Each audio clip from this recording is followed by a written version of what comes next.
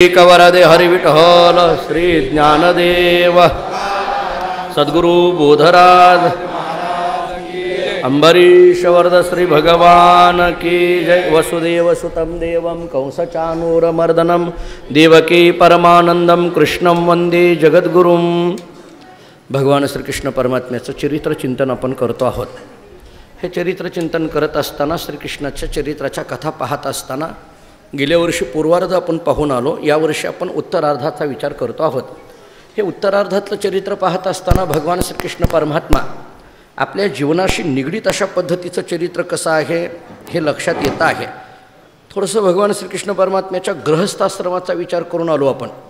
16,108 स्त्रियांबरोबर भगवंताचे विवाह झाले, त्याच्यातल्या अष्टनायिका कोणत्या ते पाहिलं, 16,100 स्त्रिया कोणत्या ते पाहिलं। विवाह खूप मोठमोठ्याने झालेले होते, भले मोठेच्या मोठे हार त्याच्या गळ्यामध्ये पडलेले होते। चांगल्या पद्धतीने भगवंताला सुद्धा असे हार मिळाले नसतील त्याच्या लग्नामध्ये, एवढे चांगले हार आज प्रवचनामध्ये आले। त्याचं कारण आहे कृष्ण लग्नच करत राहिला, प्रवचन केलं नाही त्यांनी। प्रवचन केले की असे हार मिळत राहतात। असं भगवंताच्या विवाहाच्या नंतर त्याचा गृहस्थाश्रम जो सुरू आहे त्या गृहस्थाश्रमाचा थोडासा विचार आपण करून आलो। आणि गृहस्थाश्रमाचा विचार करत असताना धन्यो गृहस्थाश्रम ही शास्त्रांनी सांगितलेली जी भूमिका आहे त्या भूमिकेचा विचार थोडासा काल केला की मानवी जीवनामध्ये सर्वश्रेष्ठ आश्रम म्हणून गृहस्थाश्रम कसा आहे। 4 आश्रमामध्ये ब्रह्मचर्य आश्रम, गृहस्थ आश्रम, वानप्रस्थ आश्रम आणि संन्यासाश्रम, या 4ही आश्रमामध्ये गृहस्थाश्रम हा श्रेष्ठ का, तर बाकीचे 3ही आश्रम या गृहस्थाश्रमावर अवलंबून आहेत, म्हणून हा गृहस्थाश्रम श्रेष्ठ आहे। अशा पद्धतीचा विचार थोडासा आपण काल करून आलो। हे केल्यानंतर मग रुक्मिणीबरोबरचा संवाद काय झाला हे काल पाहिलं आपण। कालिंदीबरोबरचा संवाद कसा झाला हे पाहिलं। मित्रवृंदेबरोबरचा संवाद कशा पद्धतीने आहे, सत्यभामेबरोबरचा संवाद कशा पद्धतीने आहे। नारदाला आश्चर्य याचं वाटतंय की 16,108 स्त्रिया, पण भगवान सगळ्यांबरोबर एकाच वेळी संवाद करतोय, भगवान सगळ्यांबरोबर एकाच वेळी वास्तव्य करतोय। एकच असलेला परमात्मा अनंत रूपे अनंत वेशे देखिले म्यतेशी, या पद्धतीने सगळीकडे चराचरात्मक तोच आहे याची जाणीव नारदांना भगवंताच्या दिनचर्येतून होते। याचा विचार थोडासा आपण काल करून आलो। आता भगवंताचा हा सगळा चालू असलेला गृहस्थाश्रम आणि द्वारका नगरीचा राज्यकारभार, तेवढ्यामध्ये एक दूत भगवंताच्या जवळ येतो असं काल आपण पाहिलं। भगवंताच्या सभेमध्ये तो दूत येतो, द्वारपाल त्याला येऊ देत नाहीत। भगवंताच्या आज्ञाने त्या दूताला आतमध्ये बोलविलं गेलं। तो दूत कोण आहे, कशा करता आलाय, भगवंतांनी त्याला विचारलं। त्या दूतांनी सांगितलं की राजा, हे कृष्णा, द्वारकेच्या राजा, मी जरासंध नगरीतून आलेलो आहे, मगध नगरीतून आलो आहे। जरासंध राजाचं राज्य जे मगध नगरी आहे तिथून मी आलो आहे। जरासंधाच्या ताब्यामध्ये असलेले, बंदीखान्यामध्ये असलेले जे काही अनेक राजे आहेत त्या राजांचा निरोप घेऊन आलेला मी एक दूत आहे। तिकडून निरोप घेऊन आलेला मी दूत आहे। जरासंधाच्या बंदीखान्यामध्ये असलेल्या, त्याच्यामध्ये असलेले, बांधून ज्यांना टाकलेला आहे, कैदेमध्ये ज्यांना टाकलेला आहे, अशा सगळ्या राजांचा दूत म्हणून मी तुझ्याकडे दरबारामध्ये हजर आहे। काय काम आहे? दूतांनी सांगितलं सगळ्या राजांनी तुला एक निरोप पाठवला आहे। आणि तो निरोप सांगत असताना त्या राजांच्या अंतःकरणातली भावना भगवान श्रीकृष्ण परमात्म्याच्या समोर या दूतांनी व्यक्त केली। व्यक्त करत असताना त्या सगळ्या राजांनी किंवा या दूतानं केलेली प्रार्थना भगवंताकडे जरासंधाच्या बंदीखान्यामध्ये असलेल्या संपूर्ण राजाकडून केलेली प्रार्थना असे एक स्वतंत्र प्रकरण भागवतामध्ये प्रसिद्ध आहे। भगवंताकडे प्रार्थना केली, कोणत्या पद्धतीने ती प्रार्थना केली याचा विचार थोडासा आपण तत्वज्ञानाच्या दृष्टीने करायचा आहे। मुळात या दूतांनी केलेली जी प्रार्थना, या प्रार्थना या शब्दामध्ये प्र अधिक अर्थना असे 2 शब्द आहेत। प्र अधिक अर्थना, याच्यामध्ये प्र या शब्दाचा अर्थ आहे प्रकृष्ट आणि पुढे शब्द आहे अर्थना। याचा सरळ अर्थ होतो की प्रकृष्ट अर्थना। प्रकृष्ट अर्थना याचा विचार करत असताना 4 पद्धतीच्या भूमिका शास्त्रांनी मांडलेल्या आपल्याला दिसून येतात। अर्थना या शब्दाचा अर्थ केला जातो याचना किंवा मागणी। अर्थना या शब्दाचा अर्थ केला जातो याचना किंवा मागणी। ही याचना किंवा ही मागणी 4 पद्धतीची असू शकते असं तत्वज्ञान आम्हाला सांगतं. त्यात पहिला विचार सांगितलाय प्रकृष्ट अर्थना प्रार्थना 1. दुसरा विचार सांगितलाय प्रकृष्टानाम अर्थना प्रार्थना 2. तिसरा विचार सांगितलाय प्रकृष्टेभ्य अर्थना प्रार्थना 3. आणि चौथा विचार सांगितलेला आहे प्रकृष्टात अर्थना प्रार्थना 4. अशा 4 भूमिका मांडल्या. विषय माझा काय आहे लक्षात येतोय का पहा. जरासंध नगरीतून हा दूत भगवंताच्या द्वारका नगरीमध्ये येऊन उपस्थित होतोय आणि भगवान श्रीकृष्ण परमात्म्याकडे दोन्ही हात जोडून प्रार्थना करतोय. ही प्रार्थना 4 पद्धतीची असू शकते असं तत्वज्ञान आम्हाला सांगतं. त्याच्या भूमिका सांगताना शास्त्रांनी पहिली भूमिका सांगितली प्रकृष्ट अर्थना प्रार्थना 1. दुसरी भूमिका सांगितली प्रकृष्टानाम अर्थना प्रार्थना 2. तिसरी भूमिका सांगितली प्रकृष्टेभ्य अर्थना प्रार्थना 3. आणि चौथी भूमिका सांगितली प्रकृष्टात अर्थना प्रार्थना 4. याचे अर्थ असे केले जातात. प्रकृष्ट या शब्दाचा अर्थ आहे श्रेष्ठ आणि श्रेष्ठ या शब्दाच्या दृष्टीने 4 भूमिका अशा सांगितल्या. जी प्रार्थना आहे, जी मागणी आहे ती प्रार्थना कशी असावी. 1. ती श्रेष्ठ असावी. 2. श्रेष्ठांकडे असावी. 3. श्रेष्ठांकडून असावी. आणि 4. श्रेष्ठांकरिता असावी. अशा 4 गोष्टी सांगितल्या. प्रार्थना ही 4 पद्धतीची असू शकते. एक तर आपण करत असलेली प्रार्थना श्रेष्ठ असावी. 1. आपण करत असलेली प्रार्थना श्रेष्ठाकडे असावी. 2. आपण करत असलेली प्रार्थना श्रेष्ठांकडून असावी. 3. आणि आपण करत असलेली प्रार्थना श्रेष्ठांकरिता असावी. 4. मी श्रेष्ठ शब्द वापरतोय. मी अनेकदा विनोदाने सांगत असतो माणसांनी श्रेष्ठ असावं का ज्येष्ठ असावं. साधा प्रश्न आहे माझा. श्रेष्ठ तरी माणसं खोटं वय सांगतात आणि ज्येष्ठ नागरिकाच्या अर्ध्या तिकिटावर पंढरपूरच्या वाऱ्या करतात. कंडक्टरला सुद्धा शंका येते की हा खराच ज्येष्ठ आहे का नाही. हां, श्रेष्ठ मी का सांगायला लागलो. श्रेष्ठ मागणी, श्रेष्ठांकडे मागणी, श्रेष्ठांकडून मागणी आणि श्रेष्ठांकरिता मागणी. हा दूत सर्व राजांकडून आलाय. भगवान श्रीकृष्ण परमात्म्याच्या समोर उभा आहे आणि भगवंताकडे प्रार्थना करत असताना प्रार्थना जो करतोय तो राजांकडून आलेला दूत आहे. प्रार्थना ज्यांच्याकरता केली ते जरासंधाच्या बंदीखान्यामध्ये असलेले सगळे राजे आहेत. प्रार्थना ज्यांच्याकडे केली तो द्वारकेचा राजा आणि जगाचा मालक असलेला भगवान श्रीकृष्ण परमात्मा आहे. आणि प्रार्थना करण्याचा विषय या सर्व राजांना बंदीखान्यातून मुक्त करा या पद्धतीचा असलेला विषय आहे. आता आपण एक साधारण एक भूमिका अशी मागं ऐकत आलो. आपल्याला ज्याच्याकडे मागायचं आहे त्याची अगोदर स्तुती करा आणि मग आपल्याला काही पाहिजे ते मागा. आपण एक मागे विचार पाहिला आहे. मी याच्याकरता प्रमाणही दिलेली आहे. तुकाराम महाराजांचा अगदी सगळ्यांच्या माहितीतला ऐकण्यातला पाठातला अभंग आहे. गाथ्यामध्ये तर पहिलाच म्हणून अभंग पाहिला जातो. समचरण दृष्टी विटेवरी साजिरी तेथे माझी हरिवृत्ती राहावी. सरळ आहे पण या अभंगातली भाषा समचरण दृष्टी विठेवरी साजिरी हे पहिला पूर्वार्ध पहा आणि तेथे माझी हरिवृत्ती राहो हा उत्तरार्ध पहा. तेथे माझी हरिवृत्ती राहो ही मागणी आहे. पण ही मागणी करण्याकरता जगद्गुरु तुकोबराय अगोदर पांडुरंगाचं वर्णन करतात. समचरण दृष्टी विटेवरी साजिरी. ज्याच्याकडे मागायचं आहे त्याचं अगोदर वर्णन करा आणि मग त्याच्याकडे मागा हा सरळ नियम सांगितला जातो. आपल्याला एवढं चांगलं नाही वर्णन करता आलं तरी फक्त एवढं तरी म्हणता येईल तुमच्यासारखा दानशूर गावात नाही. एवढं तरी म्हणायचं मग आपल्याला काय पाहिजे ते गणपती करता पट्टी मागायची. आता आलेच दिवस, आता दिवस. म्हणजे आपण ज्याच्याकडे मागतो त्याच्याकरता जरा तरी ज्याच्याकडे मागायचं आहे त्याची स्तुती थोडीशी करा असं शास्त्राचा सरळ एक नियम सांगितला जातो. आता हा राजाचा दूत म्हणजेच राजांकडून आलेला निरोप भगवंताकडे आम्हाला मुक्त करा ही प्रार्थना करणारा निरोप आहे. पण हा निरोप असाच देत नाहीयेत. जरासंधाच्या बंदीखान्यामध्ये असलेले राजे दूताकरवी असा निरोप देत नाहीयेत की आम्ही इथं अडकलोय आम्हाला सोडायला ताबडतोब या असा नाही देत नाहीयेत. त्यांची भाषा कशी आहे पहा. म्हणून मी म्हटलं की एक स्वतंत्र प्रकरण भागवतामध्ये प्रवचन करता येण्यासारखं प्रकरण आहे. अतिशय गोड आहे. काय केलं म्हणे त्या सगळ्या राजांकरवी आलेल्या दूतांनी भगवान श्रीकृष्ण परमात्म्याच्या समोर हात जोडून तो उभा राहिला आणि उभा राहिल्यानंतर त्यांनी पहिलं वचन भगवंताच्या संबंधाने असं मांडलं. देवा तू कसं आहे म्हटले अप्रमेयात्मन ज्याच्याकडे प्रार्थना करण्याकरता आलेला आहे तो दूत भगवंताला म्हणतो, खरं पाहायला गेलं तर तुमच्या स्वरूपाचा पत्ता किंवा तुमचं स्वरूप यथार्थ पद्धतीने आजपर्यंत कोणालाही कळालं नाही. अप्रमेयात्मन, म्हणजे नाही, प्रमेय म्हणजे विषय न कळणं. आत्तापर्यंत तुम्ही कसे आहात हे कोणालाही कळालं नाही. तुमच्या स्वरूप कसं आहे हे कोणालाही कळालं नाही. मी 2 मुद्दे मांडतो, नीट ऐका. एकतर भगवान कसा आहे हे कळालं नाही, आणि ज्याला कळालं तो कसा आहे हे सांगता आलं नाही. दोन्ही ऐका. कसा आहे हे कळालं नाही.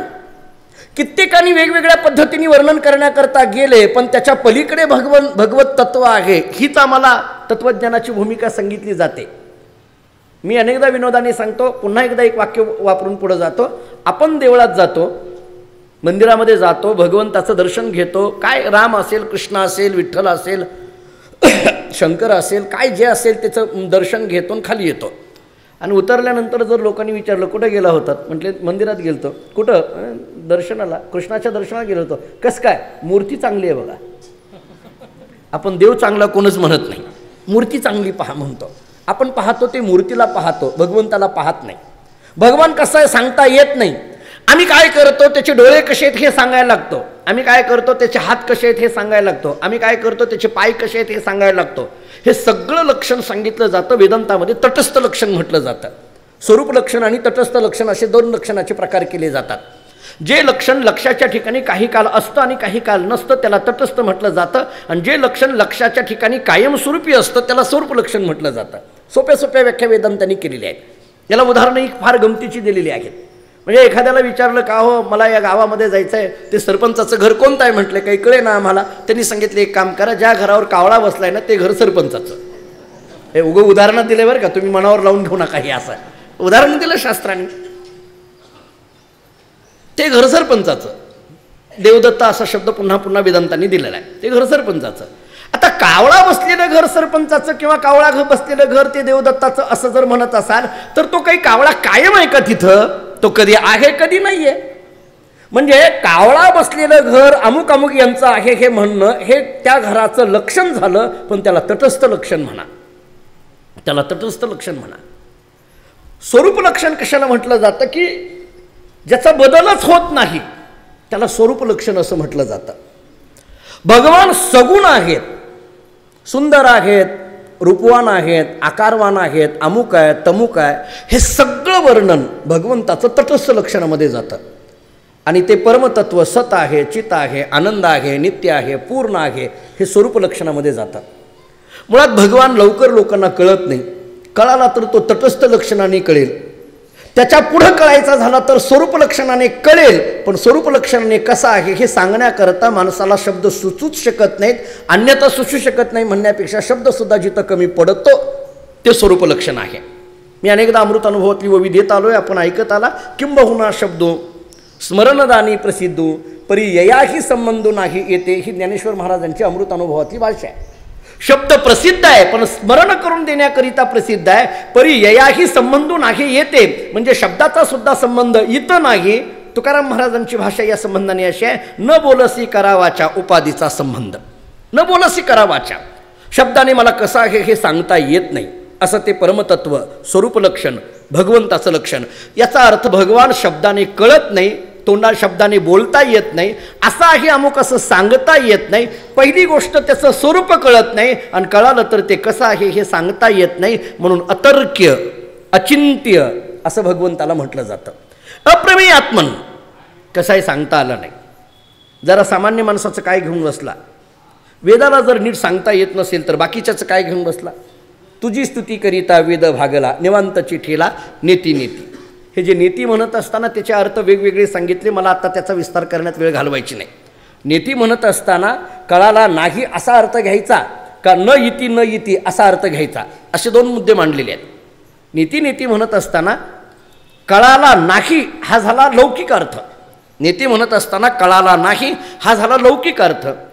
आणि नेती म्हणत असताना न इति म्हणजे हे नाही, हे नाही, हे नाही हे कोणाला म्हणता येतं, ज्याला कळाले त्यालाच म्हणता येतं.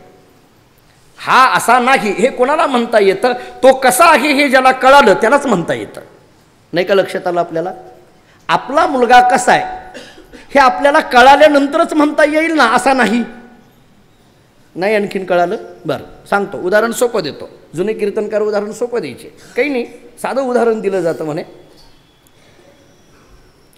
त्या याच्यामध्ये सुद्धा रामचरित्रात सुद्धा एक घटना आहे. मी दोन्ही उदाहरणं देतो म्हणजे कळेल. दोन्ही उदाहरणं रामचरित्रामध्ये अशी घटना सांगितली जाते. सगळे मुकुट जेव्हा पुसण्याकरता असे बाहेर काढलेले होते आणि मग सगळ्या सख्या सीतेला विचारत होत्या की रामाचा मुकुट कोणता आहे, तुझ्या रामाचा मुकुट कोणता आहे. ती काही अशी जाहीर बोलत नव्हती. मग त्या सगळ्या सख्या होत्या, मैत्रिणी होत्या, त्यांनी पहिल्या मुकुटावर हात ठेवला असं, हा रामाचा आहे का? ते नाही. हा आहे का? तो नाही. हा आहे का? तो नाही. आता हे नाही हे कोण म्हणते आहे? सीता. हे नाही हे कोणाला म्हणता येतं? कोणता आहे हे जिला कळालं तिला म्हणता येतं. मला हेच सांगायचं आहे. आलं का लक्षात तुमच्या? हे नाही, हे नाही. आणि मग जो खरोखर मुकुट आहे त्याच्यावर हात ठेवल्यानंतर ती गप्प बसली, काहीच बोलली नाही. मग सख्यांच्या लक्षात आलं की ज्या अर्थी या मुकुटाबद्दल ती बोलत नाही याचा अर्थ तोच मुकुट प्रभू रामचंद्रांचा आहे. म्हणजे न इति या शब्दाचा अर्थ करत असताना एकतर कळाला नाही हा झाला लौकिकाने अर्थ, आणि न इति या शब्दाचा दुसरा अर्थ करता येतो की कळालेला ज्याला आहे त्यालाच म्हणता येतं की हे नाही. हे नाही वेदाला कळाला नाही असं नाही. वेद सांगतो की तुम्ही ज्याला परमात्मा म्हणता तो परमात्मा अशा पद्धतीचा नाही. न इति तुम्ही जे म्हणायला लागलात नेती नेती म्हणत असताना कळाला नाही असं नाही. कळालाय, फक्त तो मला नीट सांगता येत नाही. तुम्ही ज्याला म्हणता तो नाही येत असा. बरं उदाहरण दुसरं देतो. आपल्याकडे जुने वैकुंठवासी गुरुनाम गुरु रंगनाथ महाराज परभणीकर गुरुजी ह्याला एक उदाहरण द्यायचे. त्यांच्या काही पुस्तकात आम्ही ऐकलं.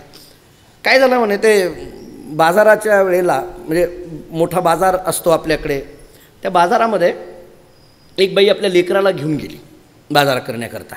लेकराला घेऊन गेली आणि मग लेकराला घेऊन गेल्यानंतर इकडं तिकडं आता ते भली गर्दीच्या गर्दी त्या बाजारामध्ये, वेगवेगळी दुकानं त्या बाजारामध्ये, आणि काही खेळण्याची दुकानं होती, काही किराणा बाजाराची दुकानं होती, काही कपड्याची दुकानं होती, एक स्वतंत्र दुकान होतं आणि ते साडीचं दुकान होतं, साड्यांचा महासेल असं लावलेलं होतं. आणि बाई तिथून चाललेली होती. आता साड्याच्या दुकानापुढून बाई जाताना तिनं साड्याकडे न पाहता, रंगनाथ महाराज परभणीकर गुरुजींचं वाक्य सांगू महाराज, गुरुजी असं म्हणायचे बरं का, मी त्यांच्या मुखातलं वाक्य सांगतो, तुम्ही माझ्याकडे रागाने कोणी बघू नका. रंगनाथ महाराज परभणीकर गुरुजी म्हणजे आता यांना माहीत आहे, हरिभक्तीपरायण कृष्ण महाराज चौरे आलेले आहेत, त्यांना माहीत आहे त्यांचा काय अधिकार होता.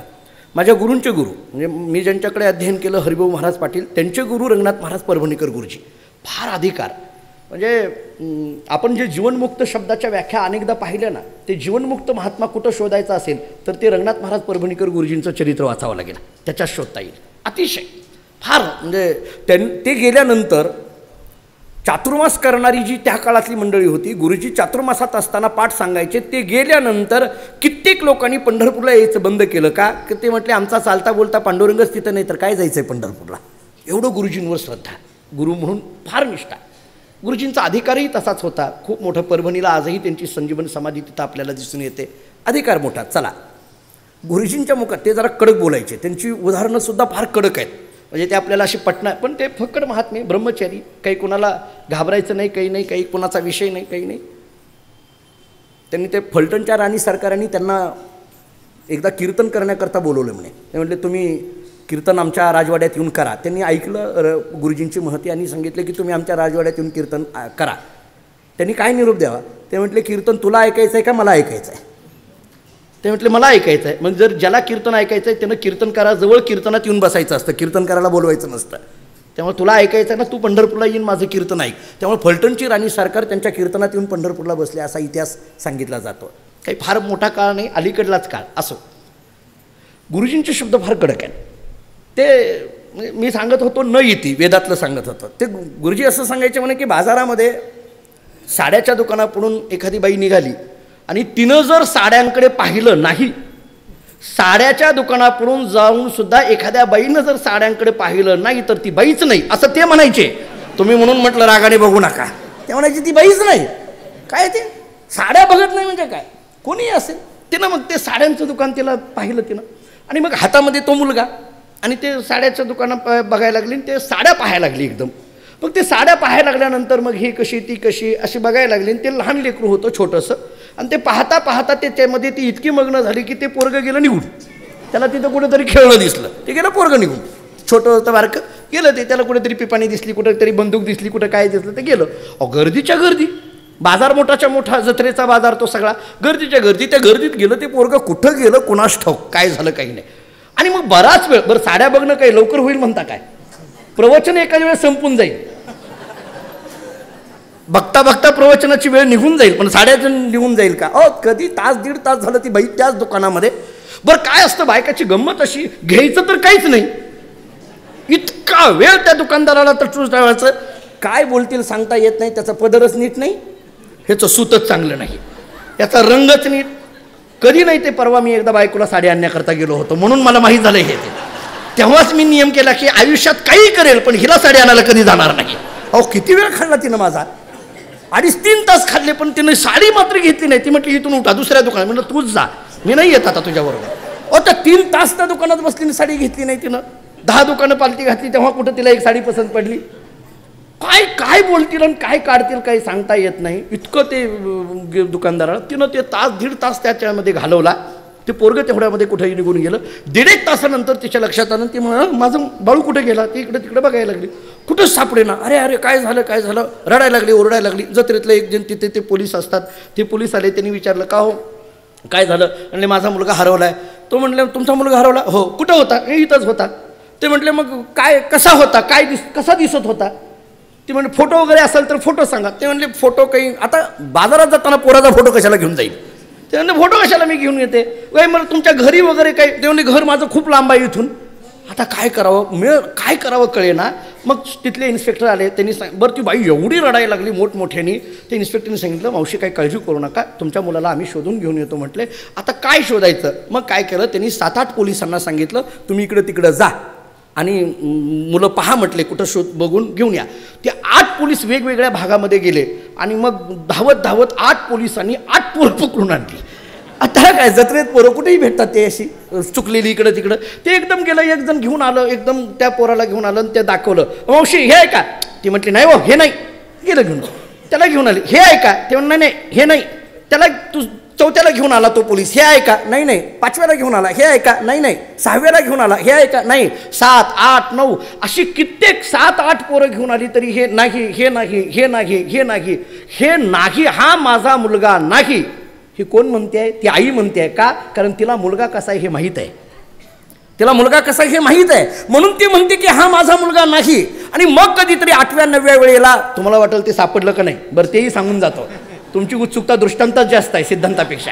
आणि मग ते 9व्या वेळेला काय तो मुलगा कोणाच्या तरी हाताला लागला आणि ते धावत घेऊन आला. आणि मग ती बाई म्हटली हा माझा मुलगा आहे, हा माझा मुलगा आहे.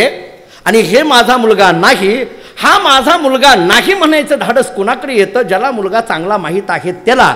तसं वेदाला हा परमात्मा कळाला नाही असं म्हणत असताना तो कळाला नाही अशातला भाग नाही, कळाला, फक्त तो कसा आहे हे सांगता आला नाही. कोणाला सांगता येत नाही, ज्याला कळालाय त्यालाच म्हणता येत नसतो, त्यालाच म्हणता येत नसतो. हा नाही, हे नाही, हे नाही, हे नाही. मग तो दूत असलेला भगवान श्रीकृष्ण परमात्म्याला म्हणायला लागला, खरं पाहायला गेलं तुझं स्वरूप लोकांना कळत नाही. एक ज्याला कळालं त्याला बोलता येत नाही, असा तो श्रीकृष्ण परमात्मा आहे. अप्रमेयत्मन एक. दुसरा मुद्दा त्या दूतांनी सांगितलं, प्रभू प्रपन्न भयभंजनम, तुम्ही कसे आहात. संसारामध्ये तप्त झालेला भययुक्त असलेला जो कोणी जीव आहे त्या जीवाला याच्यातून बाजूला काढण्याचं सामर्थ्य असलेले तुम्ही आहात. अभयदान देणारे तुम्ही आहात. एक पहिला मुद्दा सांगितला, तुमचं स्वरूप अतर्की आहे. दुसरा मुद्दा सांगितला, तुम्ही अभयाचं दान देणारे आहेत. प्रत्येकाला कोणत्या ना कोणत्या तरी भयाने ग्रासलेला आहे. भरतोरी नीती फार गोड सांगितली जाते. भोगे रोग भयम, कुले च्युती भयम, वित्ते नृपालात भयम, माने दैन्य भयम, बले रिपू भयम, रूपे जराया भयम, शास्त्रे वाद भयम, गुणे खल भयम, काये कृतांतात भयम. 9 भयाचे प्रकार सांगितले. भरतोरी नीती आम्हाला अशी सांगितली जाते, भोगे रोग भयम, जो भोग घेणारा आहे त्याला रोगाचं भय असतं, जो भोग घेत राहतो त्याला रोगाचं भय असतं. कुले च्युती भयम, कुलवानाला पतनाचं भय असतं. वित्ते नृपालात भयम, राजाधिकाला धनवानाला चोराचं भय असतं. रूपे जरायाम भयम, सुंदराला वृद्धावस्थेचं भय असतं. शास्त्रे वाद भयम, शास्त्र चर्चा करणाऱ्याला वाद होईल आणि त्याच्यामध्ये पराजय होईल याचं भय असतं. बले रिपू भयम, बलवानाला शत्रूचं भय असतं. गुणे खल भयम, सद्गुणी माणसाला दुर्गुणाचं भय असतं. आणि काय कृतांतात भयम, मनुष्य शरीराला मरणाचं भय असतं. 5-6 गोष्टी सांगितल्या आम्हाला. मनुष्य शरीराला मरणाचं भय. कबीर महाराजांचा एक हिंदीमध्ये दोहा आपल्या सगळ्याला माहीत आहे. माठी कहे कुंभार से तुक्या रुंदी मोही, एक दिन ऐसा आवेगा मैही रुंदुगी तोही. माती कुंभाराला म्हणते, अरे कुंभारा तू काय मला तुडवतोस. माती कुंभाराला म्हणते, अरे कुंभारा तू काय मला तुडवतोस. एक दिवस असा येणार आहे की मीच तुला सावडणार आहे. माठी कहे कुंभार से तुक्या रुंदी मोही. शरीराला, मनुष्य शरीराला मृत्यूचं भय सांगितलं जातं. ह्या सगळ्या भयामध्ये अडकलेला हा जीव, भय निर्मितीची कारणं अमुक तमुक या सगळ्या विस्तारात जात नाही. आता भय निर्माण होणारा हा जीव आणि या भयातून बाजूला काढून अभयाचं दान करणारा हा परमात्मा. म्हणून तो दूत म्हणायला लागला, या राजांचा निरोप असा आहे, एक तर तुझं स्वरूप कोणालाही कळत नाही असं अतर्क्य अशा प्रद्धतीचं स्वरूपवान तू आहे. एक, अभयाचं दान करणारा तू आहेस. 2, एवढ्यावर थांबलं नाही. ते सगळे राजे म्हणायला लागले, प्रभू तुम्ही कसे आहात, तुम्ही अवतारी आहात. तुम्ही इथं आलात म्हणजे अवतारी आहात, निर्गुणातून सगुणामध्ये आलेला आहात. आणि त्याचं कारण असं आहे, सदरक्षणाय खल निग्रणाय.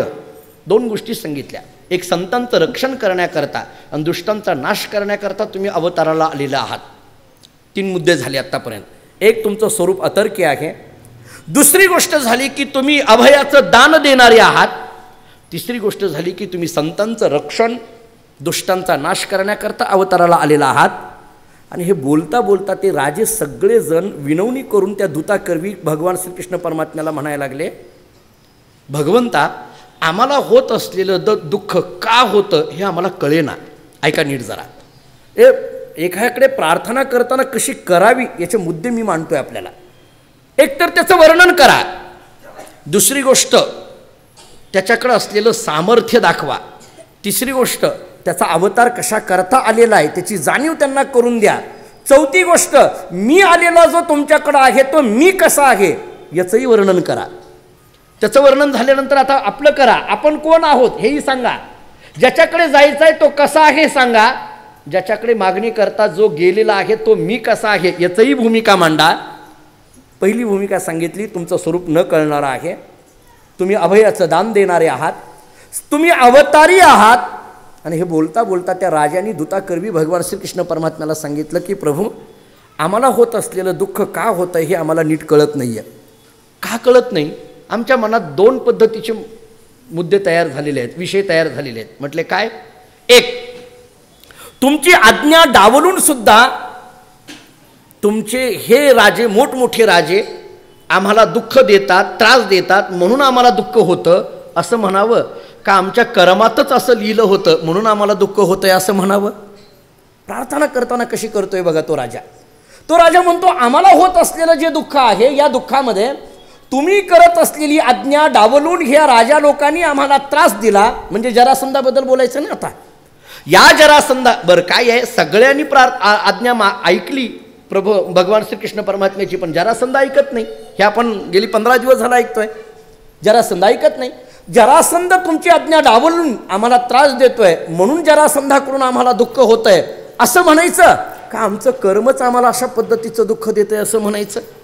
स्वकर्मग्रथितो ही लोका, हा अध्यात्म रामायणातली भाषा आहे. कोणीतरी दुसरा मला दुःख देतो असं म्हणायचं का? माझंच कर्म मला दुःख देतं असं म्हणायचं? त्या अध्यात्म रामायणामध्ये लक्ष्मणाच्या मुखात हा श्लोक आहे. त्या गुहकानी जेव्हा कैकेयीच्या संबंधाने लक्ष्मणाच्या जवळ प्रभू रामचंद्रांना त्रास झाला तो कैकेयीने दिला अशी भाषा जेव्हा गुहकानी लक्ष्मणाच्या जवळ वनवासाच्या पहिल्या मुक्कामी मांडली तेव्हा लक्ष्मणाच्या मुखामध्ये हा श्लोक आहे. सुखस्य दुःखस्य न कोपी दाता परो ददाति इति कुबुद्धिरेषा अहम करोमि इति व्रथाभिमानः स्वकर्म सूत्र ग्रथितो ही लोकाः. अध्यात्म रामायणामध्ये व्यासमुनी सांगतात सुखस्य दुःखस्य नकोपी दाता. लक्ष्मण म्हणतो अरे सुख आणि दुःखाला नकोपी दाता यांनी दिलं. परो ददाति इति कुबुद्धिरेषा.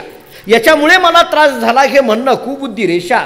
बरं, हे मी केलं म्हणत असाल तर अहम करोमी इति व्रताभिमानः, अहम करोमी असं म्हणत असाल तर व्रताभिमानः. मग स्वकर्म सूत्रग्रथितो ही लोकाः.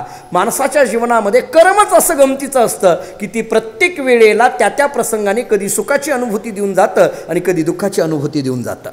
हे प्रत्येक वेळेला जे होतं ते कर्मामुळे होतं, अशी अध्यात्म रामायणातली भाषा आहे. आणि हाच संशय या राजांच्या मनामध्ये आला आहे. आणि तो राजा, दूताकरवी राजे सगळे बोलत आहेत, आम्हाला होत असलेलं दुःख या जरासंध नावाच्या राजाने आम्हाला दुःख दिलं असं म्हणायचं का आमचं कर्मच आडवं आलं म्हणून आम्हाला दुःख होत आहे असं म्हणायचं, आम्हाला कळत नाही आहे. बरं, विषय सुख क्षणभंगूर असताना सुद्धा ते भोगण्यामध्ये अखंड तत्पर होणारे आम्ही पामर जीव, ते सगळे राजे लोक बोलायला लागले. विषय सुख क्षणभंगूर असताना सुद्धा ते भोगण्यामध्ये आम्ही अनंत तत्पर असणारे आम्ही पामर जीव. खरं तर हे क्षणभंगूर आहे हे कळून सुद्धा आम्हाला न वळता आम्ही त्याच्यामध्ये पुन्हा पुन्हा प्रवृत्ती आणि आशा दाखवतोय. देवा, खरं सांगू का, ही तुझी माया आहे म्हटले, हे तुझ्या मायेने केलं सगळं. आपण कालच एक प्रमाण पाहून आलो, करशील तरी नो हे काही राईचा डोंगर पर्वत राई. भगवान काही करत नाही, त्याच्या जवळ असलेली माया सगळं करते. ऐका, देव काही का करत नाही? कारण तो निर्विकार आहे, तो निराकार आहे, तो काही करत नाही. कोण करते? त्याच्याजवळ असलेली ही माया करते. लोक म्हणत नाहीत का, अहो ते फार चांगले आहेत हो, पण त्याची सगळं ही जी आहे ना, हे कुणापुणा ती बायको आहे ना त्याची, ती सगळं करते बघा. हे नाही तर त्याचं काही नाही हो, ते फार चांगल्या स्वभावाचे आहेत. गंमत इथं अशीच आहे. परमात्मा नित्यमुक्त असलेला, निर्गुण असलेला, निराकार असलेला, निरवयव असलेला, जीवाच्या ठिकाणी दुःख भोगण्याचं काम जे होतं देवानी दिलं, अमुक झालं तमुक झालं लोक म्हणत राहतात. या राजांनी प्रार्थना करताना सांगितलं, देवा आम्हाला जे दुःख होतं आहे हे तू देत नाही हे आम्हाला चांगलं माहीत आहे, पण तुझ्याजवळ असलेली जी माया आहे ही माया सगळं करते. या मायेमुळे आम्ही दुःखी झालो, या मायेमुळे आम्हाला त्रास होतो आहे. मग आमची एक प्रार्थना आहे, काय, ही माया तरुण जायचं असेल, माया निवारण करायचं असेल तर त्याच्याकरता तू सामर्थ्यशाली आहे, तू आमच्यावर कृपा करावी आणि या मायेतून आमच्यासारख्या पामर जीवाला तू बाजूला काढावं. अशा तत्त्वज्ञानाच्या भूमिकेतून प्रार्थना करत करत करत असताना या सगळ्या राजांच्या अंतःकरणातली भावना त्या दूताकरवी भगवान श्रीकृष्ण परमात्म्यापर्यंत अशी पोहोचली की जरासंधाच्या कैदेमध्ये आम्ही अडकलो आहे, नको नको त्या पद्धतीचा त्रास आम्हाला होतोय. जरी आम्ही जरासंध आम्हाला दुःख देतोय असं म्हणायचं का आमचं कर्मच आम्हाला अडवं येतंय असं म्हणायचं. समजा कर्म अडवं येतं असं म्हटलं तरी ते कर्म तरी तुम्ही निर्माण केलेल्या मायेतूनच निर्माण झालेलं कर्म आहे. त्यामुळे जरासंधाची मुक्ती, जरासंधाच्या ताब्यातून आमची मुक्ती होणं म्हणजे खऱ्या अर्थाने मायेतून आमची मुक्ती होणं आहे. आणि मायेतून मुक्ती करण्याचं सामर्थ्य केवळ आणि केवळ तुझ्यात आहे, केवळ आणि केवळ तुझ्यात आहे. हा झाला तत्त्वज्ञानाचा विषय. आणि तत्त्वज्ञानाचा विषय झाला. भगवान हे सगळं ऐकतात आणि ऐकल्यानंतर त्या दूतांनी सांगितलं, प्रभू सगळे राजे लोक तुमची वाट बघतायत. जरासंधाच्या बंदीखान्यातून सुटका करण्याकरता केवळ आणि केवळ तुम्हीच येऊ शकताय. तरी भगवान अगदी स्तब्ध आहे. एवढं झाल्यानंतर त्या दूतांनी अशी गंमत केली. तो दूत म्हणायला लागला, प्रभू आणखीन एक विनंती एवढीच आहे, आम्हाला माहीत आहे दुसऱ्याचं कोणाचं साह्य घेतलं तर जमणार नाही का, तिकडे जा असं जरी तुम्ही म्हणत असाल, आम्ही दुसरीकडे जाणार नाही. त्याचं कारण सांगतो, कारण जरासंधाला 17 वेळा माघारी परतवून पाठवणारे फक्त तुम्हीच आहेत म्हटले. 17 वेळा माघारी परतवून पाठवणारे फक्त तुम्हीच आहेत, तुम्हीच आहात ही जाणीव करून देणं. याचा अर्थ तुमच्याशिवाय हे काम दुसरं कोणी करू शकत नाही ही भावना व्यक्त करणं आहे. आणि मग असं झाल्यानंतर त्या सगळ्या राजांनी म्हणजेच दूतांनी त्या राजाकरवी दोन्ही हात जोडून सांगितलं की आम्ही तुम्हाला शरण आलो आहे. शरण आलेल्या व्यक्तीला, शरणागताला अभय देणं, त्याला त्याच्यातून मुक्त करणं हे तुमचं काम आहे. शरणागती कधी स्वीकारू शकते किंवा शरणागती माणूस कधी स्वीकारू शकतो याची 3 कारणं तत्त्वज्ञानाने सांगितली. आपल्याला माहीत असलेली फक्त उल्लेख करून पुढे जातो. शरणागतीचं पहिलं कारण सांगितलं स्वदुःखाची जाणीव, 1. शरणागतीचं दुसरं कारण सांगितलं स्वदुःख निवारण करणं, स्वसामर्थ्याच्या बाहेर आहे याची जाणीव, 2. आणि शरणागतीचं तिसरं कारण सांगितलं स्वदुःख निवारण करण्याचं सामर्थ्य ज्याच्यात आहे त्याचं ज्ञान असणं, 3. तिन्ही मुद्दे जरा नीट लक्षात घ्या तत्त्वज्ञानाच्या दृष्टीने. स्वदुःखाची जाणीव झाल्याशिवाय शरण जाण्याकरता मनुष्य तयार होत नाही. त्याच्याकरता स्वदुःखाची जाणीव झाली पाहिजे. आपण रोज एक आंधळ्या पंगळ्यामध्ये एक ज्ञानोबारांचा एक आंधळा पंगळा आपण चांगला म्हणतो. संसार दुःख मूळ चहूकडे इंगळ, विश्रांती नाही कोटे रात्रंदिवस तळमळ, कामक्रोध लोभ शून्य पाठी लागले ओढाळ, कवनामी शरण जाऊ दृष्टी देईल निर्मळ, कवनामी शरण जाऊ. याच्यामध्ये स्वदुःखाची जाणीव हे शरणागतीचं पहिलं कारण आहे. स्वदुःख निवारण करणं स्वसामर्थ्याच्या बाहेर आहे याची जाणीव होणं हे शरणागतीचं दुसरं कारण आहे. या दुःखातून बाजूला काढण्याकरता तुम्हीच पाहिजे. याच्याकरता गीतेतलं वचन तुमच्या ऐकण्यातलं देऊन जातो, दैवी येशा गुणमयी मम माया दुरत्या. भगवान म्हणतात माया तरुण जाण्याकरता मीच पाहिजे, दुसरं कोणाला जमणार नाही. आणि हे निवारण करण्याचं सामर्थ्य केवळ आणि केवळ तुमच्यात आहे याची जाणीव होणं हे शरणागतीचं तिसरं कारण आहे. अशा पद्धतीने हा दूत भगवान श्रीकृष्ण परमात्म्याला प्रार्थना करतो की या पद्धतीने आम्ही अडकलेलो आहे. हे सगळे राजे जरासंधाच्या बंदीखान्यामध्ये अडकलेले आहेत, यांना याच्यातून बाजूला काढण्याचं सामर्थ्य केवळ आणि केवळ तुमच्यामध्ये आहे. तुम्ही कसे आहात, तुमच्याकडे गुण कोणता आहे, तुम्ही अवताराला कशामुळे आलेला आहात, आम्ही कसे आहोत आणि आमच्याकडं असलेलं दुःख कसं आहे आणि याच्यातून बाहेर काढण्याचं सामर्थ्य नेमकं तुमच्यात कसं आहे, अशी 5 पद्धतीने केलेली प्रार्थनेची मांडणी ही विशिष्ट पद्धतीने चिंतन करता येण्यासारखी आहे. त्या दूतांनी ही प्रार्थना केली. भगवान श्रीकृष्ण परमात्म्याने ती प्रार्थना ऐकली. नीट ऐका. आणि ऐकली. भगवान ते सगळं चिंतन करत होते की जरासंधाचा आता वध करावा लागेल. 17 वेळा परतावून पाठवलं याचा अर्थ वध करता येत नव्हता अशातला भाग नाही. पण 17 वेळेला भगवंताची ती एक लीलाच होते की प्रत्येक वेळेला त्याचा पराजय करायचा आणि त्याला जिवंत सोडून पाठवून द्यायचं. भगवान म्हणतात आता त्याची वेळ आलेली आहे. असा म्हणून विचार करत होते एवढ्यामध्ये नारद महर्षी भगवान श्रीकृष्ण परमात्म्याच्या दरबारामध्ये हजर झाले. नारद महर्षी हजर झाले. हजर झाल्याबरोबर भगवंताला आनंद वाटला. देवर्षी नारद मुनी आलेले आहेत. आसनावरून उठले, नमस्कार केला, त्यांना एका आसनावर बसवलं आणि दोन्ही हात जोडून भगवंतांनी विचारलं कसं काय चाललंय, बरं आहे का. नारदाला विचारलं. नारदजी हसायला लागले आणि नारदांना विचारून हात जोडून विचारलं तुमचा त्रिकाल अशा पद्धतीची तिन्ही कालामध्ये तिन्ही लोकांमध्ये तुमचा संचार असतो, सगळं व्यवस्थित चाललंय ना. नारदांनी सांगितलं देवा व्यवस्थित चाललंय कृष्णा, सगळीकडे हो सगळीकडे व्यवस्थित चाललंय, कोणाला काही त्रास, अगदी कोणाला काही नाही म्हटले, सगळं व्यवस्थित आहे. बरं मग असं बोलता बोलता भगवंतांनी सांगितलं तसं नाही, पण पांडवांचं काय चाललंय. कारण उत्सुकता कोणाची आहे, पांडवांबद्दलची आहे. पांडवांचं काय चाललंय असं म्हटल्याबरोबर नारदांनी सांगितलं तोच निरोप द्यायला आलोय म्हटले. म्हटले काय निरोप आहे, काही नाही म्हटले. इंद्रप्रस्थ नावाची राजधानी निर्माण केली, व्यवस्थित पद्धतीने राज्यकारभार चाललेला आहे. हस्तिनापुरासारखं एकदम त्या पद्धतीने इंद्रप्रस्थ फार पुढं चाललेली राजधानी दिसून येते आहे. आता त्या धर्मराजाच्या मनामध्ये, युधिष्ठिराच्या मनामध्ये राजसूय यज्ञ करायची इच्छा निर्माण झालेली आहे आणि तो राजसूय यज्ञ व्यवस्थित पद्धतीने पार पाडावा. त्या राजसूय यज्ञाचं सगळ्यात महत्त्वाचं आकर्षण जर काही असेल तर ते तुमचं दर्शन आणि स्पर्शन हे सगळ्यात महत्त्वाचं आकर्षण आहे. नारद बोलत आहेत आणि नारदांनी सांगितलं भगवंता तुम्हाला सांगू का, तुमच्या कथेचं श्रवण करणारे, तुमच्या कथेचं कीर्तन करणारे त्या लोकांचं जीवन जर पवित्र होत असेल तर राजसूय यज्ञामध्ये तुमचं प्रत्यक्ष दर्शन आणि स्पर्शन होणाऱ्या लोकांचं जीवन किती पवित्र होईल. तुमची कथा ऐकली तर जीव पवित्र होतोय, तुमची कथा केली तर जीव पवित्र होतोय, तुमच्या संबंधाने ध्यान केलं तर जीव पवित्र होतोय. मग ज्याला प्रत्यक्ष तुमचं दर्शन होणार आहे, ज्याला प्रत्यक्ष तुमचा स्पर्श घडणार आहे, राजसूय यज्ञामध्ये अनेक ऋषी लोक उपस्थित राहणार, राजसूय यज्ञामध्ये अनेक राजे लोक उपस्थित राहणार आणि या सगळ्यांना तुमचं प्रत्यक्ष दर्शन घडणार, प्रत्यक्ष स्पर्श घडणार, त्यांच्या जीवन अतिशय आनंदी आणि पवित्र होणार. तो एक नयनरम्य अशा पद्धतीचा सोहळा होणार आहे, धर्मराजाच्या मनामध्ये आलेला आहे. तुम्ही त्याला आज्ञा द्यावी आणि तुम्ही त्याला त्याच्याकरता परवानगी द्यावी एवढीच इच्छा आहे, दुसरं काही नाही. आता भगवान श्रीकृष्ण परमात्म्याच्या मनामध्ये 2 भावना तयार झाल्या. नीट ऐका. एकीकडून दूत येतोय आणि दुसरीकडून देवर्षी नारद मुनी येत आहेत. बरोबर आहे. दूतांनी निरोप काय आणलाय, जरासंधाच्या बंदीखान्यातून या सगळ्या राजांची मुक्ती करा, याचा अर्थ जरासंधाचा वध करा. आणि नारदांनी निरोप आणलाय राजसूय यज्ञ करण्याची इच्छा पांडवांची आहे, त्या यज्ञाकरिता तुम्ही परवानगी द्या आणि यज्ञामध्ये तुम्ही स्वतः जातीने हजर राहा. एकीकडे नारद म्हणतोय की पांडवांनी राजसूय यज्ञ करण्याची इच्छा व्यक्त केलेली आहे, त्याच्याकरता तुम्ही परवानगी द्या आणि तिथं उपस्थित राहा. एकीकडे दूत राजा लोकांचा निरोप घेऊन आलाय की जरासंधाच्या बंदीखान्यातून आमची मुक्ती करा.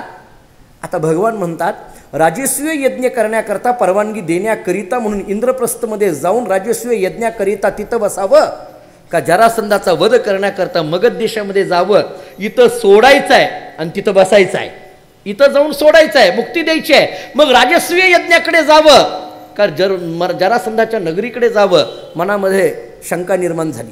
2 विषय एकाच वेळेस निर्माण आले. तत्त्वज्ञानाने व्याख्या अशी केली संशय शब्दाची, एका विशेषामध्ये विरुद्ध दोन विशेषणाचं ज्ञान होणं याला संशय असं म्हटलं जातं. राजस्वी यज्ञ करण्याकरिता म्हणून इंद्रप्रस्थाकडे जावं का जरासंधाचा वध करण्याकरता मगध नगरीकडे जावं, तिकडं जावं का इकडं जावं, होतं का नाही आपल्याला? होतं बऱ्याचदा. नेमकं पाऊस असा झिमझिम पडायला लागला की घरात बसावं का प्रवचनाला जावं, होतं का नाही? आता उद्या येऊन लोक तेच सांगणार आहेत, निघालो नेमकं पाऊस आला बघा, बोलणार आहेत मला येऊन. आपल्या मनामध्ये अशा शंका येतात. एका वेळेला दोन विषय मनामध्ये निर्माण झाले, याला शंका असं म्हटलं जातं, संशय असं म्हटलं जातं. भगवान श्रीकृष्ण परमात्म्याच्या मनामध्ये असा विचार येतोय, राजस्वी यज्ञ करण्याकरिता म्हणून आपण इंद्रप्रस्थाला तिकडं जावं का मगध नगरीकडे जरासंधाचा वध करण्याकरता या दूताचा आलेला निरोप घेऊन तिकडं जावं, कळेना. भगवंतांनी विचार केला, आपल्याला हा निर्णय घ्यायचा आहे, पण निर्णय हा आपल्या एकट्याने, कारण आपण राजा आहोत. आता आपण राज्यकारभार चालवतोय. जरी आपण राज्यकारभार चालवत असलो तरी मानवविषधारी अशा पद्धतीचा राज्यकारभार चाललेला आहे. आणि म्हणून राजाचं कर्तव्य आहे की राजाने प्रजेमध्ये त्याच्यातल्या त्या जवळ असलेल्या व्यक्तीचा विचार घ्यावा आणि मग काय आहे तो निर्णय द्यावा. हे त्याचं कर्तव्य असतं. ज्याला राजा व्हायचं आहे, ज्याला प्रमुख व्हायचं आहे, त्याचं कर्तव्य आहे. आपल्याकडे निळोबरांचं प्रमाण सांगितलं जातं, अध्यक्ष कोणाला म्हणायचं. अध्यक्ष हे त्याचे नाव, जाणे सकळा मनीचा भाव, त्याला अध्यक्ष म्हटलं जातं बरं का. अध्यक्ष, अलीकडे अध्यक्ष होण्याकरता फार धडपड आहे, पण अध्यक्ष शब्दाचा अर्थ काय हे मी माझं पदार्थ बोलत नाही, निळोबरांचं प्रमाण आहे. निळोबरांनी, संत निळोबरांनी गात्यात लिहून ठेवलंय. अध्यक्ष कोणाला म्हणायचं? अध्यक्ष हे त्याचे नाव, जाणे सकळा मनीचा भाव, सगळ्यांच्या मनाचा भाव ज्याला कळतो किंवा जाणून घेतो त्याला म्हटलं जातं अध्यक्ष. त्यानंच अध्यक्ष व्हायचं नाही. म्हणजे तुम्ही, त्यामुळं तर तुम्हाला योगायोग आपल्याकडे खूप चांगला आहे. आज हरिभक्तीपरायण रंगनाथ महाराज काकडे गुरुजी आपल्या प्रवचनात उपस्थित आहेत. वैरागची ती प्रवचन मला आपली चालवतात, आपल्या परंपरेचेच ते पायिक आहेत. पण आनंदाची गोष्ट अशी आहे, बार्शी तालुका अखिल भारतीय वारकरी मंडळाचे ते बार्शी तालुक्याचे अध्यक्ष आहेत. आता परवाच निवड झाली आहे, त्यांचं जरा स्वागत आपण हे करू. त्यांचे ते, आणि ते त्या योग्यतेचे आहेत म्हणूनच निवड झाली. अध्यक्ष हे त्याचे नाव, कारण माझ्या शिफारशीने झाली आहे, त्यामुळे मला माहिती आहे ना ते कोणत्या योग्यतेचे आहेत ते. अध्यक्ष हे त्याचे नाव, जाणे सकळा मनीचा भाव. भगवान म्हणतात, मी द्वारकेचा राजा आहे, मी द्वारकेचा अध्यक्ष आहे. माझं काम आहे की द्वारका नगरीचं म्हणणं नेमकं काय आहे. माझ्याजवळ असलेले जे काही मंत्री महोदय आहेत, हे सगळे आहेत, यांचं नेमकं म्हणणं काय आहे, मी काय केलं पाहिजे या प्रसंगामध्ये. इंद्रप्रस्थला जाऊन राजस्वी यज्ञाची तयारी करण्याकरता मी गेलं पाहिजे का जरासंधाचा वध करण्याकरता मगध नगरीकडे मी गेलं पाहिजे, हे विचारलं पाहिजे. आणि मग भगवान विचार करतात, आता कोणाला विचारावं. भगवान विचार करतात, त्याच जवळच्याला विचारावं. म्हणून भगवंतांनी उद्धवाला बोलवलं. उद्धव भगवंताच्या अगदी जवळच. आणि उद्धवाला बोलवलं आणि उद्धवाला सांगितलं, उद्धवा मला एक प्रश्न आला आहे. उद्धवाने विचारलं, बोला, मला एका प्रश्नाचं उत्तर दे. म्हटले, मला कळत नाही, मी काय करू. उद्धवाने हे जेव्हा ऐकलं तेव्हा उद्धवाला हसू यायला लागलं. ते म्हटले, काय? म्हटले, तुम्हाला कळत नाही, काय करू? असं कसं शक्य? तुम्ही तर ज्ञानी आहात, सर्वांतर्यात्मी आहात, आणि तुम्हाला कळत नाही. ते म्हटले, तसं नाही, पण तरी पण माझा प्रश्न तरी ऐकून घे. म्हटले, काय? भगवंतांनी सांगितलं, नारद आपल्याला निरोप घेऊन येतोय, राजस्वी यज्ञाकरिता म्हणून इंद्रप्रस्थाकडे चला. हा दूत निरोप घेऊन येतोय, मगध नगरीकडे जरासंधाचा वध करण्याकरता चला. मग इकडं जाऊ का तिकडं जाऊ, नेमकं काय करावं अशा प्रसंगामध्ये मला कळत नाहीये. आता उद्धवानी विचार केला, आपण निर्णय द्यायचा आहे. उद्धव अगदी जवळच आहे, पण उद्धवसुद्धा असे जवळच्या माणसाचं सुद्धा काय कर्तव्य असतं ऐका. उद्धवानी काय केलं? म्हटले, काही हरकत नाही, मी तुम्हाला निर्णय त्याच्यात देतो. खरं तर याच्यात काय निर्णय येतो तुम्ही अगोदरच घेतलाय. मोठी माणसं अशी असतात महाराज, ती निर्णय अगोदरच घेतात, पण नावाला तरी सगळ्याला विचारतात. बरोबर आहे का नाही? मोठ्या माणसाचं ते लक्षण आहे आणि ते योग्य आहे. ते म्हटलं, उद्धवाने सांगितलं, मला माहिती आहे तुमच्या मनात काय आहे ते, पण तरीही आपल्या जवळ असलेली जी इतर आहेत त्यांना सुद्धा थोडं विचारलं पाहिजे. म्हणजे आपल्याकडे त्याला काय म्हटलं जातं, त्यांनाही जरा मान द्या. आणि हे मान द्या तेव्हापासून चालत आले, ते काय आताच ह्याच्यातला भाग नाही. त्यांनाही थोडा मान द्या, यांच्या हस्ते त्यांच्या हस्ते, त्यांना अमुक तमुक असं मान द्या. मग उद्धवानी काय केलं, प्रत्येकाला विचारायला सुरुवात केलं, तुमचं म्हणणं काय, तुमचं म्हणणं काय, तुमचं म्हणणं काय, कोणी काय, प्रत्येकाने स्वतःचं मत मांडायला सुरुवात केली. सगळ्यांची मतं ऐकल्यानंतर मग उद्धवजी त्या सभेमध्ये उठून उभे राहिले आणि उद्धवानी बोलायला सुरुवात केली की प्रभू, मला असं वाटतं की इकडे राजस्वी यज्ञाची तयारी करण्याकरिता म्हणून उपस्थित राहून आशीर्वाद देण्याकरिता या, असं पांडवांचं मागणं आहे, निमंत्रण आहे. आणि इकडं जरासंधाचा वध करा अशा पद्धतीचंही निमंत्रण आहे. पण मला असं वाटतं की दोन्ही गोष्टी महत्त्वाच्या आहेत. जरासंधाचा वध करून त्या राजा लोकांना त्याच्यातून मुक्त करणं हेही महत्त्वाचं आहे, आणि राजस्वी यज्ञाला जाऊन आपण उपस्थित राहून तिथला सगळा राजस्वी यज्ञ व्यवस्थित पार पाडणं हेही महत्त्वाचं आहे. दोन्ही गोष्टी महत्त्वाच्या आहेत. भगवंतांनी सांगितलं दोन्ही डगरीवर हात ठेवला तू, हां दोन्ही महत्त्वाचं आहे म्हणून सांगतो असं नाही, काय करायचं ते सांग. उद्धवांनी सांगितलं भगवान त्याच्यामध्ये गंमत असे, राजस्वी यज्ञ करायचा आहे मान्य आहे, आणि जरासंधाचा वधही करायचा आहे मान्य आहे, पण राजस्वी यज्ञ करायचा, राजस्वी यज्ञ शब्दाचा अर्थ काय, सगळ्या राजांनी स्वतःचं असणारं अस्तित्व सोडायचं आणि धर्मराजा आणि युधिष्ठिरा म्हणजे धर्मराजा म्हणजे युधिष्ठिराजवळ येऊन मांडलिकत्व पत्करून त्याच्याजवळ त्याच्या राजस्वी यज्ञामध्ये उपस्थित राहायचं. याला राजस्वी यज्ञ असं म्हटलं जातं. राजस्वी यज्ञाकरता सगळ्या राजांची उपस्थिती पाहिजे ना. भगवान म्हटले हो, मग राजस्वी यज्ञाकरता सगळ्या राजांची उपस्थिती पाहिजे असेल तर त्याच्याकरता जरासंधाची उपस्थिती पाहिजे. म्हटले हो, मग जरासंधाची उपस्थिती पाहिजे असेल तर जरासंधाला त्याच्याकरता त्याला जरासंधाला हरवता आलं पाहिजे. म्हटले हो, मग जरासंधाला हरवता आलं पाहिजे याचा अर्थ अगोदर जरासंधाचा वध केला पाहिजे आणि मगच राजस्वी यज्ञाची व्यवस्था होत असते, त्याच्याशिवाय होत नाही. भगवान म्हटले मग अगोदर तिकडं जाऊ. ते म्हटले तसं नाही, तिकडे गेल्यानंतर युधिष्ठिराला पांडवांना वाटेल आम्ही आमंत्रण दिलं हे आमच्याकडे तिकडे गेले, एक काम करू म्हटले तिथं जाऊ आणि त्यांना तिकडे पाठवू, संपला विषय. उद्धवांनी सांगितलं आपण पांडवांकडे जाऊ, तिथं जाऊन बसू आणि मग हा सगळा विचार त्यांच्यासमोर मांडू. मग राजस्वी यज्ञ करायचा असेल तर अगोदर जरासंधाचा वध करावा लागणार, याच्याकरता जरासंधाच्या वधाला जाता येईल. वध झाल्यानंतर व्यवस्थित पद्धतीने राजस्वी यज्ञ यथासांग पार पडेल. मग भगवंताच्या मनातही तेच होतं पांडवाकडे जायचं. का, कारण भगवंताला आवड कशाची आहे, द्वारकेचा राणा, त्याला आवड पांडवांची आहे ना. भगवान म्हटले काही हरकत नाही, कधी नाही ते खूप दिवस झालं भेटायचं आहे. भगवंतांनी सगळ्यांना सांगितलं चला आपल्याला इंद्रप्रस्थाला जायचं आहे. भगवान एकटे नाही, अख्खी द्वारका नगरीतल्या सगळ्यांना घेऊन भगवान इंद्रप्रस्थाला राजस्वी यज्ञाकरता म्हणून निघाले. भगवान एकटे नाही, सहकुटुंब सहपरिवार. खरं तर अशी पत्रिका देवाला द्यायचं जरा कठीणच आहे. आता 16,108 म्हणजे काही परिवार थोडा झाला काय. सगळ्याचा सगळा परिवार घेऊन भगवान श्रीकृष्ण परमात्मा इंद्रप्रस्थाला हजर झाले. आणि हजर झाल्यानंतर धर्मराजाला आनंद झाला. भगवान आपल्याकडे आलेले आहेत, नमस्कार केला. अर्जुन भीम सगळ्यांनी भगवंताचं स्वागत केलं. कुंती शांतपणे वय झालेलं असल्यामुळे एका आसनावर बसलेली कुंती भगवान तिच्याकडे जातात, स्वतः नमस्कार करतात. सगळं व्यवस्थित पद्धतीने तिथं काही दिवस राहिले जातात. आणि मग एके दिवशी धर्मराजांनी भगवंताच्या जवळ इच्छा प्रगट केली की मला राजस्वी यज्ञ करण्याची इच्छा आहे. भगवंतांनी सांगितलं काही हरकत नाही, अतिशय चांगली इच्छा आहे, त्याच्याकरता सगळ्या राजांना मांडलिक करून घ्यावं लागेल. मग अर्जुन नकुल सहदेव आणि भीमांना सगळ्यांना पाठवलं. एक एक राजांकडे निरोप पाठवला. निरोप पाठवल्यानंतर त्या राजांनी सांगायचं आम्ही तयार आहोत, आम्ही तयार आहोत, आम्ही तयार आहोत. पण जरासंधाकडे निरोप पाठवल्यानंतर जरासंधाने मात्र नकार दिला. भगवंताकडे हे पोहोचलं. धर्मराजांनी सांगितलं कृष्णा काय करावं, सगळे राजे यायला तयार आहेत पण हा जरासंध काही मांडलिकत्व स्वीकारायला तयार नाही. भगवान म्हणायला लागले मग याच्याकरता आता काहीतरी युक्ती केली पाहिजे. उद्धवाच्या सल्ल्यानुसार उद्धवानी सगळं सांगून ठेवलं होतं भगवंताला अगोदर. भगवंतांनी काय केलं, अर्जुन आणि भीम या दोघांना घेतलं आणि भगवान श्रीकृष्ण परमात्मा स्वतः अर्जुन आणि भीम या दोघांना घेऊन भगवान मगध नगरीमध्ये प्रवेश करते झाले. करताना त्यांनी ब्राह्मणाच्या रूपामध्ये प्रवेश केला असं भागवताची भाषा आहे. आतमध्ये गेले. आतमध्ये गेल्यानंतर अशा पद्धतीने ब्राह्मणाच्या वेशामध्ये का गेले याचं कारण सांगताना असं सांगितलंय की मगध देशाचा राजा असलेला जरासंध हा जरी क्रूर होता तरी तेवढा दानशूर होता. जेवढा क्रूर होता तेवढा दानशूर होता. कोणी याचक दारामध्ये आला तरी त्याला तो कधी नाही म्हणत नव्हता. प्रत्येकाला तो काही ना काहीतरी दान करायचा. ब्राह्मणाच्या वेशामध्ये गेलेले हे तिघजण आणि भगवान श्रीकृष्ण परमात्म्यासहित हे तिघजण त्या जरासंधाच्या जवळ जाऊन उभे राहिले. जरासंधांनी दोन्ही हात जोडलेने विचारलं बोला भूदेवा तुम्हाला काय हवं आहे बोला. भगवंतांनी बोलायला सुरुवात केली. आम्हाला जे हवं आहे ते देशील का म्हटले. काय पाहिजे. भगवंतांनी विचार केला अशा पद्धतीने युद्ध करायचं नाही, आता वेगळ्या पद्धतीने युद्ध करायचं आहे. भगवान त्याच्याजवळ जातात आणि सांगतात आम्हाला जे पाहिजे ते वेगळंच पाहिजे आणि ते म्हणजे दुसरं काही नाही, तुझ्याबरोबर मल्ल युद्ध करायचं आहे, दुसरं काहीच नाही म्हटले. आम्हाला हेच पाहिजे. जरासंधाच्या लक्षात आलं युद्ध करण्याची भाषा कोणत्या ब्राह्मणाच्या रूपातून मुखातून येणार नाही, याचा अर्थ हे क्षत्रिय आहेत हे लक्षात आलं. आणि मग त्यांनी जरासंधांनी विचारलं तुम्ही ब्राह्मण नाही, कोण आहेत ते नक्की सांगा. भगवंतांनी त्याचं ते रूप सोडलं. भगवान श्रीकृष्ण परमात्मा दिसू लागला, अर्जुन दिसू लागला, भीम दिसू लागला आणि भगवंतांनी सांगितलं हा अर्जुन आहे, हा भीम आहे आणि मी तोच आहे द्वारकेचा राजा असलेला श्रीकृष्ण.